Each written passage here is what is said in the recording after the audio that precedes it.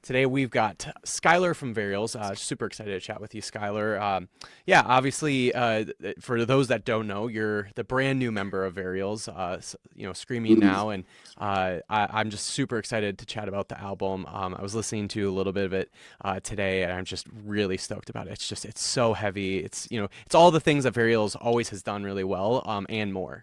I'm just really stoked about it. So we'll talk obviously all about the new music, but before we dive into that, how are you doing today, Skyler?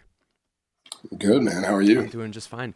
Just another day. Good. I live in Minneapolis, or the Twin Cities, so it's been a little kind of Oh, okay. chaotic Sick. lately, but yeah, it's Yeah, just a nice winter day right now. So yeah, and I work from home typically, so it's just a nice chill it's Friday. huge, dude. Yeah, working from home is very, very nice, I'm sure. It's great. It's really great. So, well, let's talk about just your journey in music. Obviously, you don't have really much history with Varials.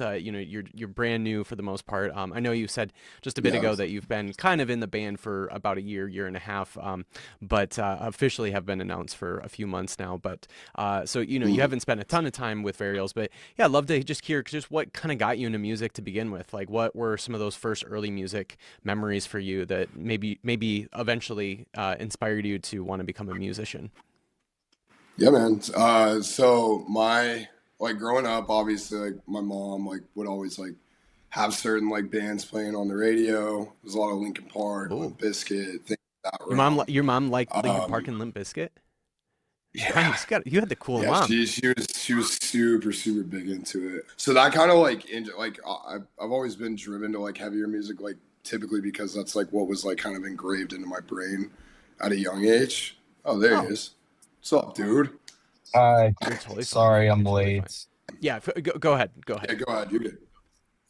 Uh, but and yeah, so Linkin Park, Limp Bizkit, that was like first two like main bands that were like engraved into my brain as a young kid. And then I remember my cousin showed me "Pray for Plagues" by Bring Me the Horizon, and I was like, I want to I want learn to do how to that. make noises like that. Yeah. So I started watching like a bunch of YouTube videos, the Zen of Screaming, people just like doing like vocal lessons like in videos and stuff. And just over time, like started learning how to like train my voice to do that. I would practice like vocals to a lot of like Last 10 Seconds of Life, Chelsea Grin. I was pretty driven into deathcore. That was, excuse me, that was where like my brain really liked to go when I was like learning how to be a vocalist and like getting into heavy music. Um, and then from there, I started like bands when I was younger. Played in a band called Omen a while ago. That was probably like through like middle school and high school. I think I started it when I was like 14 or Mm, 15, which Varials played with back in the day. That was like how I met cool, all of cool. them. And then I started a band called Cell, and that was just like a little side project deal. Um, got pretty active like touring wise and stuff like that. And funny enough, before Cell had started, I worked with Varials previously. So the album I was doing before was Oh, Scars. I did like I want to say like 75% of it, but it ended up not working out just because like where my life was at the time and whatnot.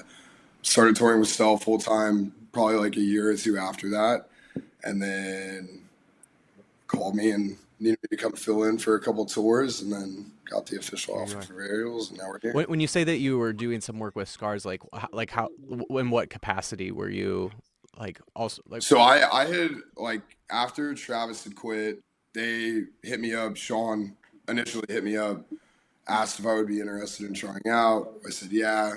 Flew out to Philly. I think I demoed some. I can't remember if any of the songs that I demoed made the record, but demoed some of the various songs that they had, and then I got the official spot, but and went to the studio and was recording Scars. So like before Mitch did that album, I had done oh 75% wow. of it. Yeah, and then, yeah, like just where my life was at the time, I was going through like a pretty heavy like family loss, like just a bunch of like crazy stuff. So it was just like not worth it, and I couldn't make it happen at the time. But we have gone back and talked about that previously, and it's kind of funny because I've always been someone who's like super big on like everything happens for a Hmm. reason. And I think this is like definitely one of those Right. moments for all of us. You know what I That's cool. mean? That's cool. So we also have Shane with us, and so yeah, Shane, I'd love to hear just kind of like how you before even Varials, like how did you get into music? Yeah, like what really inspired you? I know you've been kind of a long time member for the most part with Varials, but yeah, what what inspired you to get into this kind of music to begin with? I'm trying to like think about like what like brought me to heavy music. And I think it's like Meteora from Linkin Park was like Mm, a record that I remember I played hockey growing up, and I would drive to hockey practice with this family, and they had Meteora in the car, and I wasn't exposed to that music ever before, but they would like play the songs, you know what I mean? Like what was the song on Meteora? It was like In the End was like the big radio hit. But then there like was like numb and like I think is it like faint or yeah, something? Nom. Yeah. Faint was one of like the radio songs, and but there was like the deep cuts where it was like this is like really aggressive and like mean sounding, and I was like didn't quite know how to like dive into that. I think another band, funnily enough, with like a more aggressive sound that like their radio songs are, you know, they're big songs for a reason. But Creed, Creed, Yeah. like Mark Tremonti from Creed is That a dude huge can shred. inspiration. He's a great shredder, but he's got riffs that are like kind of like pissed off, like it was like the beginnings of like why is this music sound so like angry, and like I liked it. I like what how it made me feel. It made me feel sorry, and couple years down the line of like like hearing like Slipknot and stuff like that. Like, oh, Slipknot's super heavy.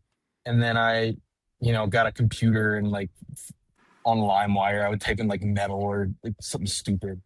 And uh, it's so funny. My music taste with heavy music has been such like a ebb and flow of like Hmm. different things. But Born of Osiris, The New Rain was like breakdown, like just breakdowns from start to finish. And I thought that was like insane that Hmm. bands could just like chug, you know what I mean? Veil of Maya, I think was a big inspiration. And I initially started heavy music as like I want to play like hard, like I want to be good at guitar and like play heavy music, but I was never good enough to be playing that type of stuff. So I gravitated more towards like the heavier parts of bands like that. And I think my journey with music that and has inspired Varials, you know, like just being around hardcore shows and seeing bands like Jesus Peace play around Philly. I like the live, like the way that people participate live with the music. Yeah. It has been like the main thing. That's what like what I've come to like really love about the music. Past like the actual like how it sounds. You know what I mean? For sure.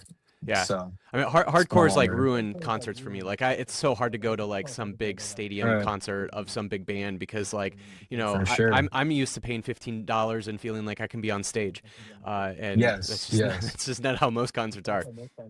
Yeah, yeah, and I think that's kind of what that like seeing a room pop is like. That's kind of like the end like inspiration for Varials, I guess, as a heavy band.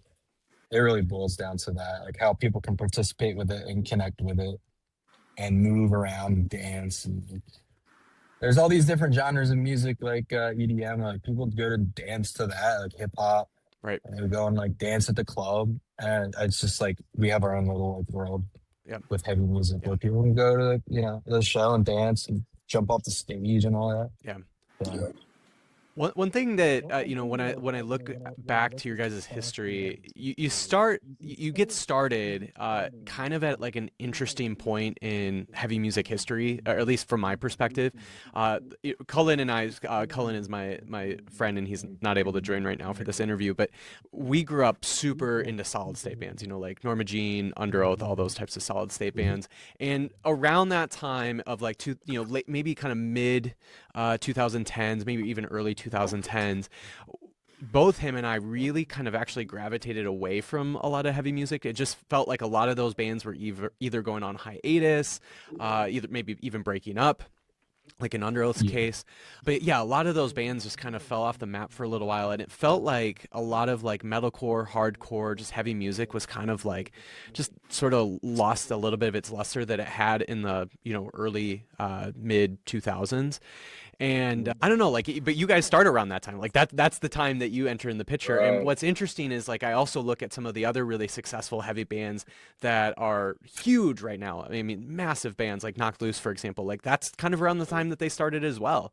And so there is something to be said about like you guys probably started, and I don't know if your experience was like this, where it felt like, wow, these are just tiny shows, and like the heavy music industry just isn't like what it used to be. Like maybe that's what it felt like or not. Yeah. But the fact that you guys have like stayed, you have stand the test of time, like you've worked at it, you slugged it out, and here you are now. Like you all are doing really successful stuff. You're on your, what is it, fifth album now, fourth album. Yeah, including the EPs. So, and you're still doing great tours, and I don't know I know there wasn't really a particular question there, but I don't know, just like when you think of this historically, around the time that you guys get started to where you're at now, 12, 13 years later, yeah, how do you kind of see, like, what was it like then? What does it feel like it's now? Yeah, and especially when it comes to heavy music. Do you want me to answer this, Scott? I'll answer this. Yeah. Since I Yeah. started with the band, it's funny you bring up like that, like Under Oath thing and the Norma Jean thing. I'm a casual Norma Jean fan. I like the one song where it goes, you know what I'm talking about. Memphis Will Be Laid to Waste, I Hmm. think. But that's funny you bring that up because I didn't really have that perspective that things were dying down Mm. around like 2015, 2016 when we had started. But yeah, I mean, like we played shows in 2016 that 2015, 2016 that were I mean, we played to no one, you know what I mean? Hmm. And yeah, I think it's been a slow roll for a lot of the bands that are kind of in our same lane. Kublai Khan, Knock Loose. There's a lot of bands that kind of came up around that time. Where like there was this little thing going on between a few of us that it's been cool to see like what's like whoa, like our like little thing that we have going is like now like the shit. You know what I mean? When we weren't thinking about it ever like being like this big thing. You know what I mean? You got bands playing arenas now playing, just HM2 riffs, which I think is awesome. Right. But yeah, it's exciting thinking, knowing that you can be like an ultra aggressive band and people are out there enjoying it, and they're not shying away. I think people over the years are there's so much more discoverability with everything that people find one thing, they're like, this is cool. Like they might find like a band like Spirit Box or something like that. And then start to like go down the rabbit hole, if you will, to bands that, are more hardcore inspired, more like abrasive sound, like super abrasive sounding. I mean, people aren't shying away from that. They're not staying in the same place. Like the discoverability is really helping Yeah. the I shows stay attended. Yeah.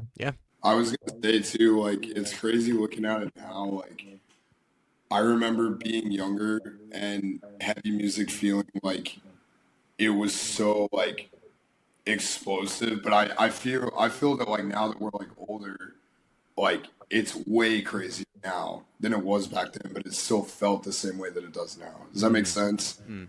But it's like huge, like heavy music in general is just huge right now. Like you got like Lorna Shore, like Shane said, like Nocturne, like they are some of the like top two like big dogs of metal right now, Right.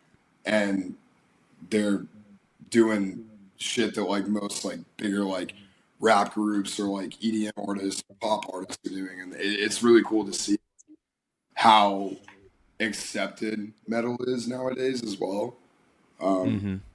I think that stems from like I've talked to a few people about it, but like COVID like really like set up success for I think music overall, just because nobody had access to like concerts and like people were doing all of these like live stream sets and stuff like that, but it was still just like it wasn't enough for them. So now that like that's passed and everybody has like access to it now, it's like I don't think it's gonna go anywhere. Like I don't Yeah. think the hype that the metal scene has currently is like gonna fall off at Yeah. all. Yeah. I think it's only gonna get better.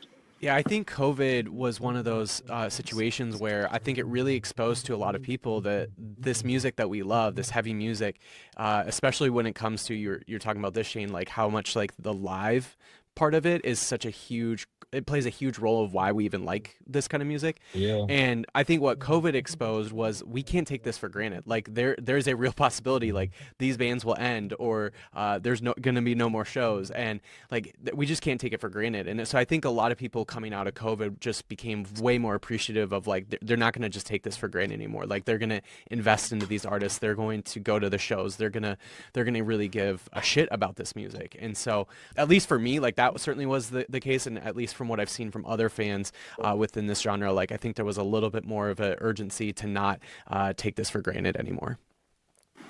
Yeah, I agree with that. I think, but I mean, I hate to bring it up, but like the whole AI thing is like, you know, not more streaming, not AI, but like streaming made it so easy to like consume, and I think people like almost over consumed.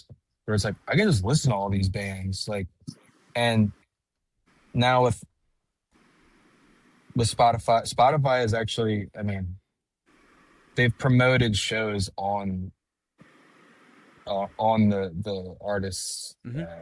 profile. I think the live show and streaming have come together a little bit more when in the past it was like Yeah.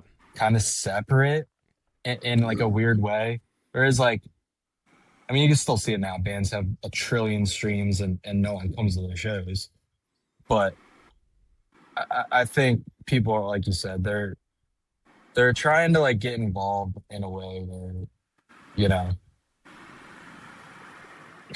if it means something to them, they can support it, you know, Yeah, on their own sound as well. Yeah. Instead of just listening to it and like they're just taking the music. That's it. You know. Hmm. yeah.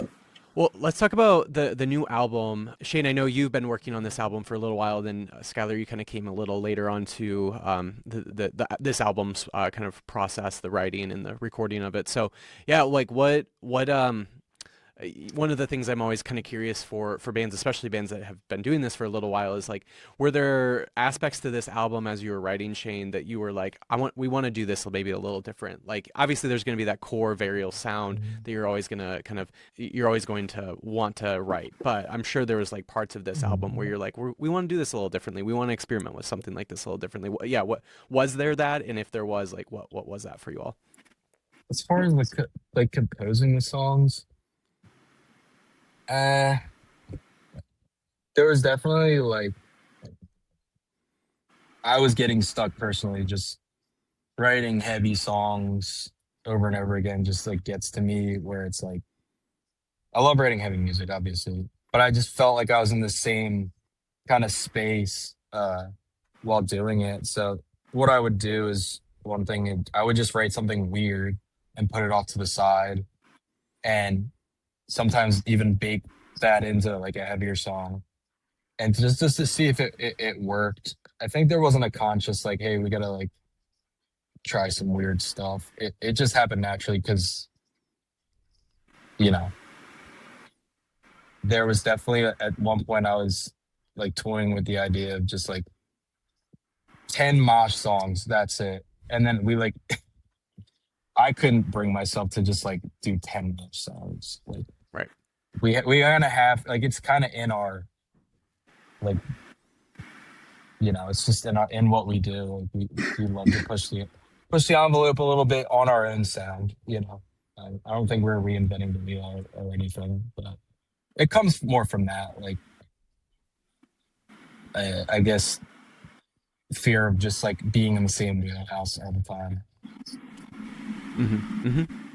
Yeah, So, we're like one of the things that like I love about Varials is like you all kind of like I want to say mesh, like incorporate like these different sort of styles of heavy music in such a really seamless way. Like it doesn't feel forced, and it certainly doesn't feel segmented. Like obviously there is a little bit of that new metal influence that you hear. And you guys have already mentioned a little bit about like Linkin Park being an early influence sure. for you all, and certainly there is that. And then obviously there's kind of maybe even to some degree like some deathcore influences, and then obviously just metalcore as well. And the way that you're able to sort of seamlessly throughout songs kind of see those influences or hear those influences within the music in such a again like such a seamless way. Like I don't know if there does it feel like there's some sort of formula to that. Does it feel like it just comes natural to you all? Is that like an intentional thing? Like I'm just kind of curious like how you're able to take these different styles of heavy music and be able to sort of piece them together in this cohesive way. Yeah.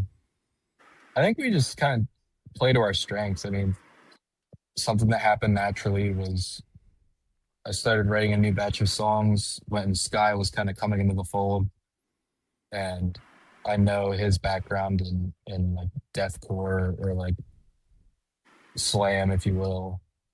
So I would try different things just to play to our strengths. I like to play to all our members. Like if I have to compose drums or something or bass, like I pay attention to how my bandmates would play it, and so I try and Mm. work that into the full. I think that's why it feels seamless. Just because we all pay attention to each other's abilities, and I think that's part of being a strong unit is just knowing how each other kind of like ticks in a way, in a musical way. So that made it really easy for me to incorporate that stuff. Mm. Yeah, I definitely think like us as a group too. Like Shane said, like we're very good at like being able to understand where our strengths and weaknesses are as musicians. And like we're not like we've never been afraid to like give each other like constructive criticism, especially when we were in the studio. Obviously, like you've got to like be on 10 the entire time. Like this is you're building this craft to like share with the world, and like I mean Shane and I for sure. Not saying Sean and Mike aren't, but like Shane and I for sure are like perfectionists when it comes to like nope, do it again, do it again, do it again, do it again. And there was a lot of that, but I think that's why we all work so well together is mainly because like we can operate as a unit on stage really well. And when it comes to like writing and stuff, like, if Shane sends me a demo and I'm like, all right, I'll track to it and like get it knocked out and send it back to you. But I'll be like, I don't like this part though, so we should change that. And if I track, Shane will easily be like, well, we should change this, or let's change this. Like it's good, like we just have good chemistry. And it also helps that like we're all like really good friends as well outside of that.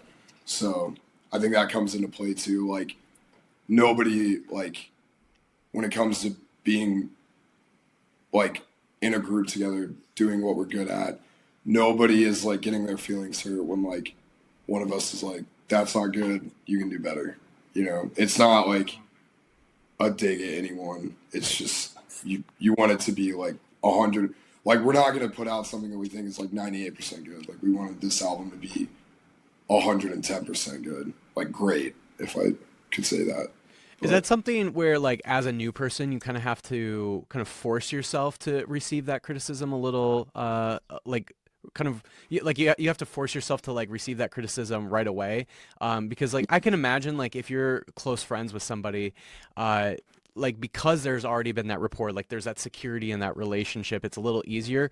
But like when you're brand new, like I could at least I can imagine for myself, like if I'm brand new into like a group of people and I'm receiving that kind of criticism, it Yeah, might feel a little bit more, it might sting a little bit more. I don't know if that was your experience at all, Skylar, but the fact yeah. that I you mean, probably have, you know, you clearly have already had some rapport with these guys, you know, from a few years ago. But yeah, I was just yeah. curious, like because you're new, does it kind of feel a little bit like at times like you kind of have to train yourself into being able to receive that criticism in a good way?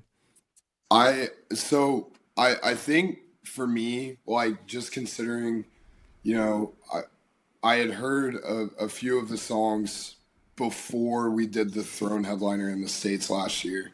So when I was at home, like I was demoing stuff out, sending stuff back and forth, and like I wasn't like a for sure thing yet. I was still just like a fill in, but I was like wanting to be like, you know, here's this. Like I was showing effort more or less.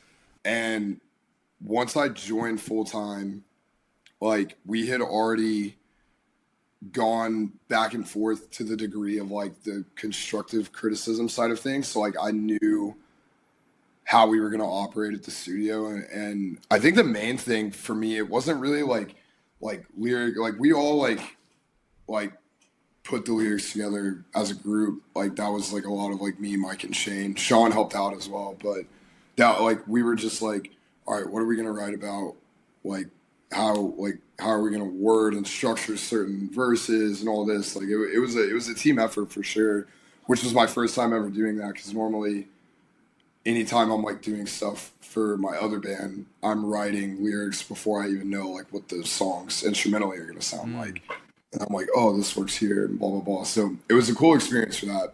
I think the main thing was like we didn't know what sound I was gonna do. And it was really, really cool because when we got to the studio, I met Josh. Obviously, like I was like, dude, I'm a big fan of your work.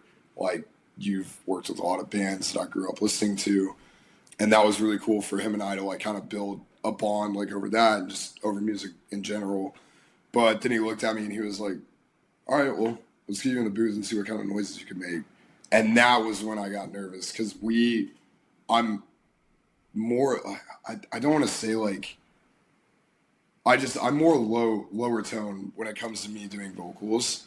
So we knew that we didn't want that, right? Like we wanted to like separate that. Like we wanted to kind of captivate, like obviously on the tour, Shane had like, excuse me, picked parts out of like live sets and been like, you sound really good right here. Like this is like the sound that you should try and go for in the studio.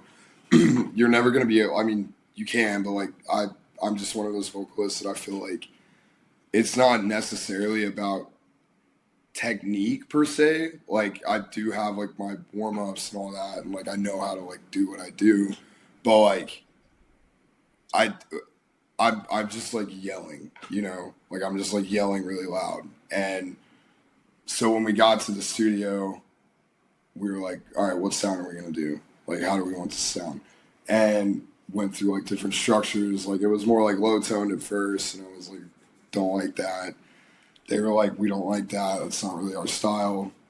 And then I can't remember what song we were recording, but the tone that I've done in the last two songs, like not like high range, but it was like the mid to lower range, but like fit the Varials sound. It was like the Leo meme when he like leans up and like snaps and points at the TV. Like they were all like that. That's it. That's the Like one. keep doing that. Yeah. And from then out, like it was just like nonstop tracking every day, and like it was cool because like I'm not used to like doing that in that range, like because I'm just like I said, like more low tone than Hmm. anything. So Did it mess with your which we like voice at all? incorporate, like they let me have my spots to do the lower stuff, Right. but yeah, overall that was like really the only time I think I got like nervous was like just trying to find the perfect sound for the album. Yeah, certainly. Did it mess with your voice at all to try to do a little bit of this like kind of more mid range? I mean, like at first, yeah. It was just kind of like I just had to like it was like retraining my vocal cords, like, because when I get on stage in cell, it's like it's secondhand nature. Like I'm just like doing like crazy lows the whole time. Like it's not really anything out of my realm. So when we were doing this, like there were times when I was like, dude, my fucking voice is shot. Like, but now it's second nature. Yeah. Like it's always sounding pretty good. Right. Well, with the tour coming up, I would imagine like you're gonna have to you'll have to yeah get your voice trained in that A way too. lot, a lot of tea. Normally I'm drinking PBRs and smoking before the sets, but And I'm then not. So a lot of tea, a lot of vocal warm ups and yeah. stuff like an hour prior.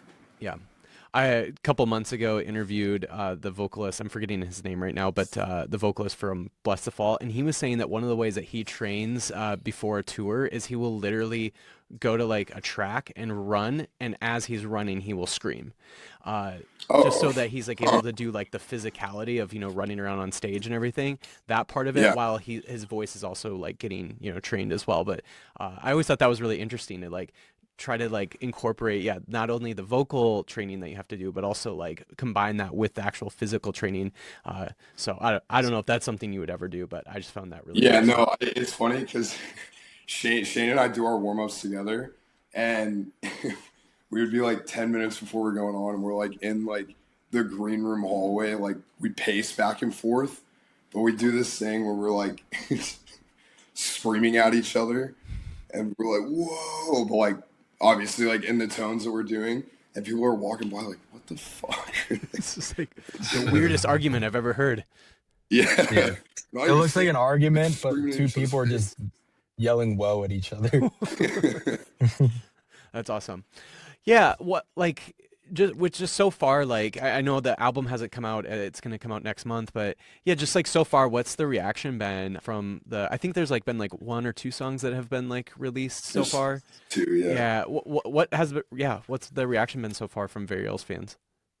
Been crazy. I remember like I couldn't sleep the night before. Like it was like Christmas was the next day, Mm, and I was like having to like lay down and like force myself to go to sleep, but like my nerves and my anxiety were. This was like right before I'll Find the Dark came out, and I was just like, dude, like I don't know like what people are gonna say, blah blah blah. Like obviously we've seen like there's Reddit threads and shit where people are like they've got this guy and he's fucking killing it, and like they were excited for it, and people were like if they get him like full time, like it's gonna be crazy, like whatever. So like like there's always gonna be like some bad comments, like fucking whatever. right. People are allowed to their opinion. Obviously, I'm not one who's gonna like hate on anybody for like not liking the way I sound, but yeah, like I said, it was It was really a really great good. reaction, really. It was, I mean, also for me, like,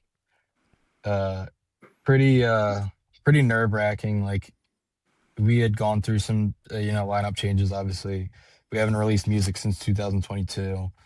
It's like mid to late 2025. So, like, we've been touring a little bit here and there with fill-in vocalists. So, like, trying to keep our foot in the door. But this is like the true, like, are people actually gonna care still? Hmm. And I would say it was a success, Right. and we still have songs to roll out, and the whole album comes out you know in a little over a month, so it's not over until we're on the road Right. for that tour, and playing the new songs to people, which we're really excited about.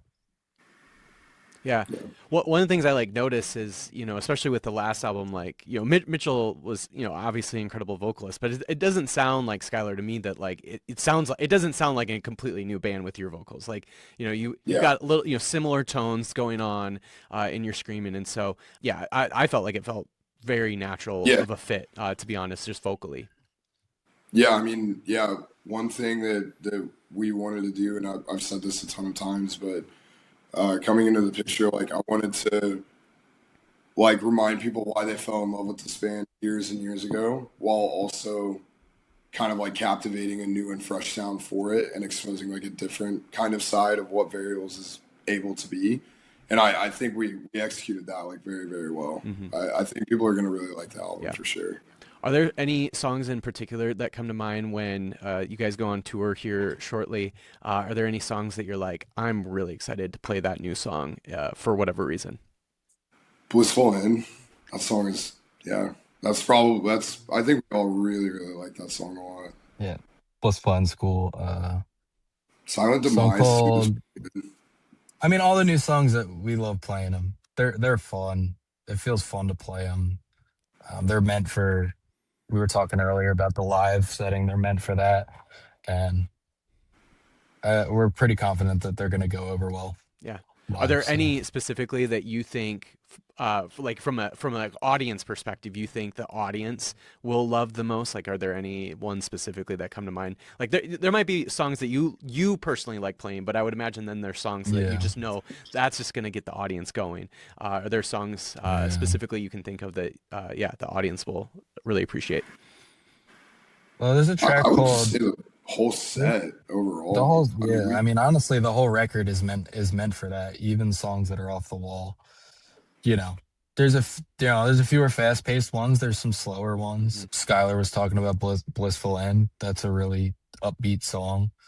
The whole record is meant to be consumed, as a whole. So, you know, we hope people like it and come out to a show and participate in the music because Yeah. that's really what it's meant for. hmm Love that. Love that.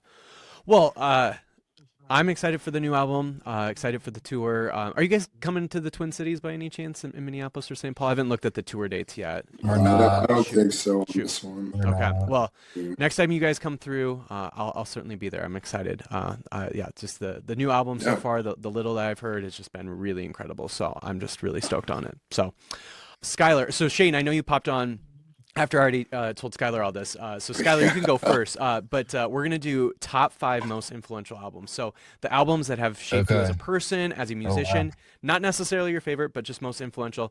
Skylar, I know you were a little bit more prepared for this. So do you want to go first? Go through those top 5, and then Shane. I if you don't wanna know go. if I can do 5, but if I'm allowed 3, I think I Oh, can do certainly. 5. Yeah.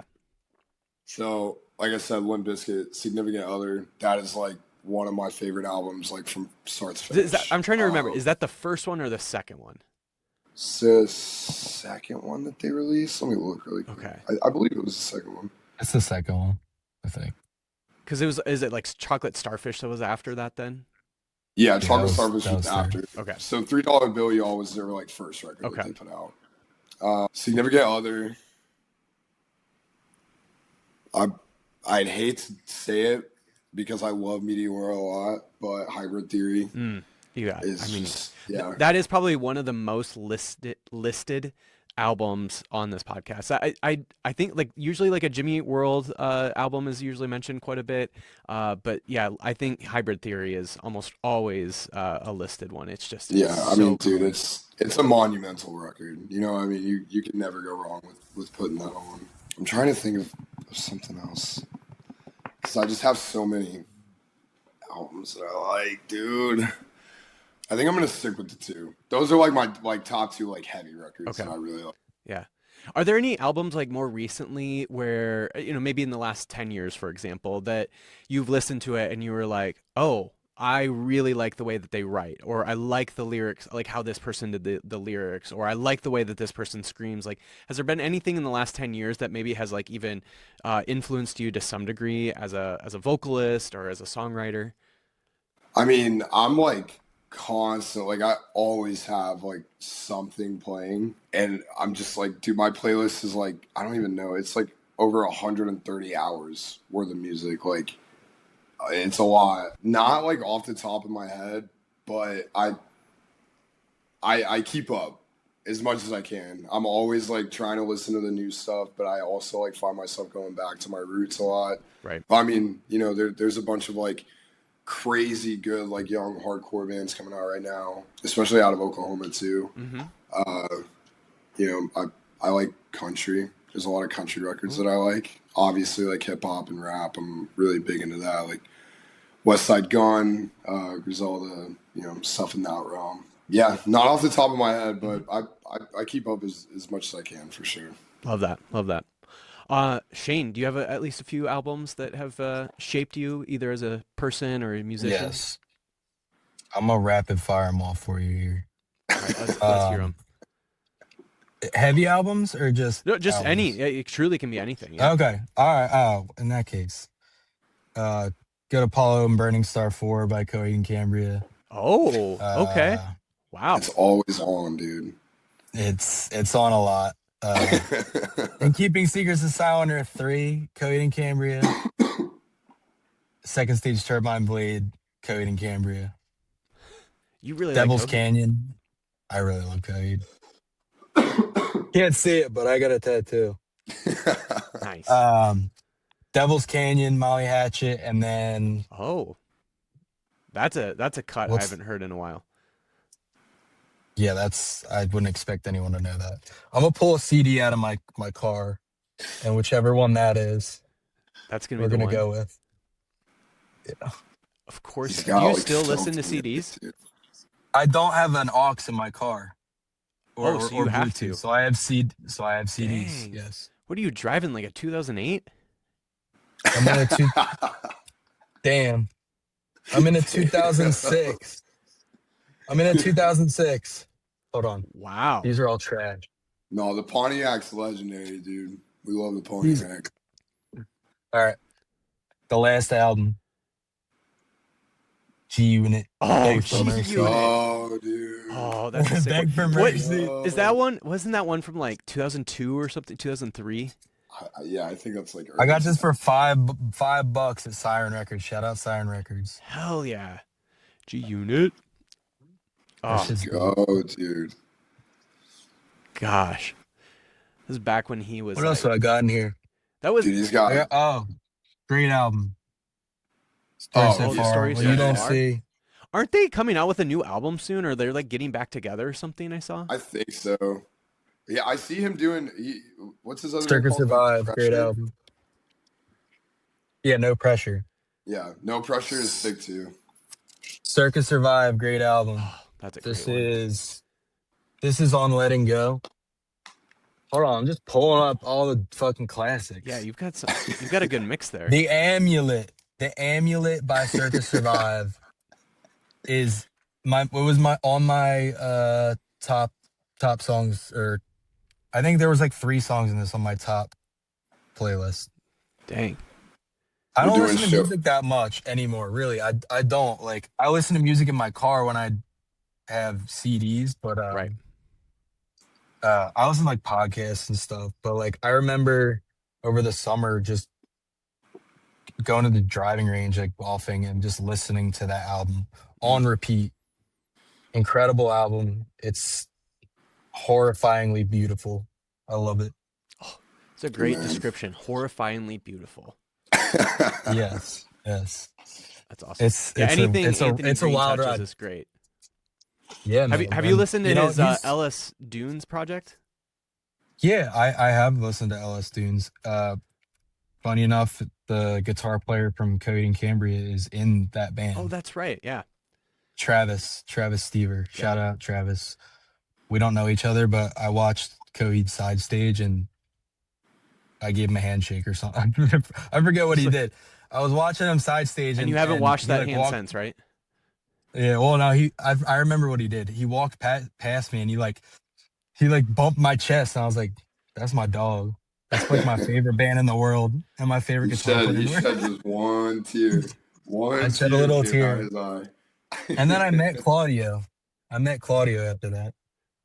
Sick. So Awesome. that was cool. Yeah, I love not heavy music and all types of shit.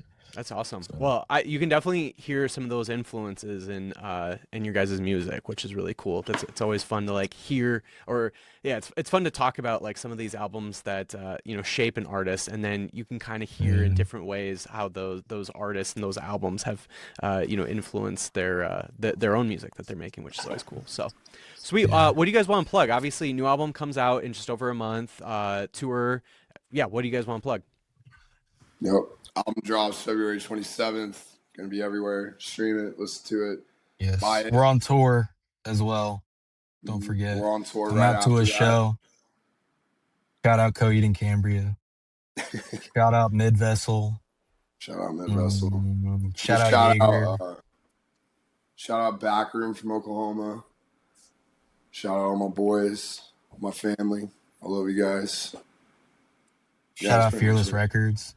Shout out There's Fearless. a lot of people to thank, you know what I mean? Clearly. Yeah. Hopefully you put some of them in those notes. There's been so many people involved in the scenes, but everybody knows them. We love them. Love it. Love it. When does the tour start again?